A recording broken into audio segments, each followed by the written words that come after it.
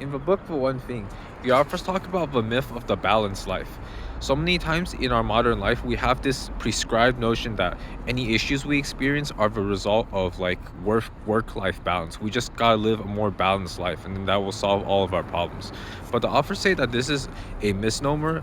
This is really quite a misconception because a balanced life is not really realistically possible in the modern life as we live. There are just so many different variables and uncertainties that expecting an equal amount of attention to be given to all the areas of your life all of the time is just not a realistic expectation to have. Even if somehow you were able to achieve this, it wouldn't result in a successful or meaningful life because the magic happens in the extremities. The magic happens when we are willing to go all in and to commit to what we believe in.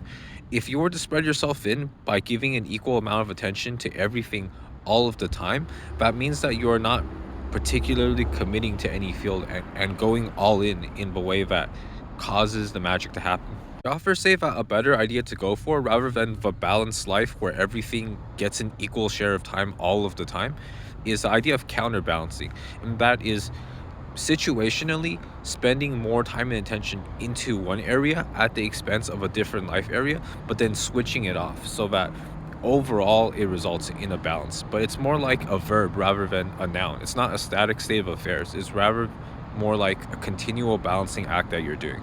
So if you imagine like a ballerina is in motion, spinning, but they are moving in such a way that it gives the illusion of balance because they're counterbalancing themselves very well.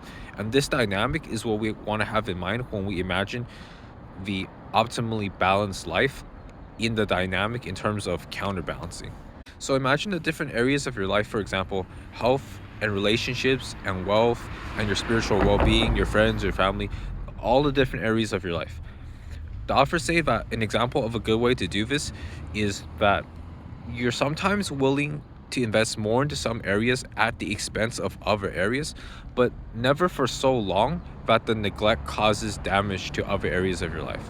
So to go short and to invest well and in like a well thought out way, but never to commit so hard in such an obsessive way that the neglect causes damage, if that makes sense. So it's like a counterbalancing act. And it's not a judgment call, it's a matter of wisdom too. There's no like hard or fast rules when it comes to life management and balance. It's more a matter of wisdom and a matter of understanding when contextually is a good time to go more into certain areas and less into other areas and sort of gauging out the right way to go about that.